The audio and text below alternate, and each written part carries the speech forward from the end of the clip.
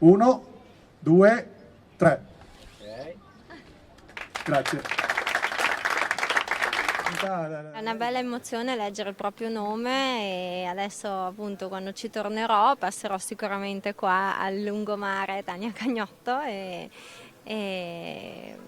fa proprio un bel effetto e sono emozionata e onorata di ricevere questa assegnazione. Un nome che abbiamo fortemente voluto, un nome legato allo sport, un nome giovane, un nome dinamico, vincente come vorremmo fosse Jesolo, quindi Tania Cagnotto, un ottimo esempio tra l'altro per i giovani. Vorremmo anche condividere un messaggio con loro che da un lato è quello che nella vita si possono raggiungere grandi obiettivi impegnandosi con sacrifici, con impegno, e dall'altro lato anche un messaggio sociale legato al divieto di tuffi dai pontili e chi può meglio dirlo di una tuffatrice, quindi oggi siamo molto felici di accogliere Tania Cagnotto nella nostra città. Tuffarsi è bellissimo, sicuramente molto divertente, però fatto dai pontili o in altre situazioni può essere anche molto pericoloso e può finire male, quindi non bisogna assolutamente buttarsi dai pontili o dove non si sa quanto è alta e fonda l'acqua.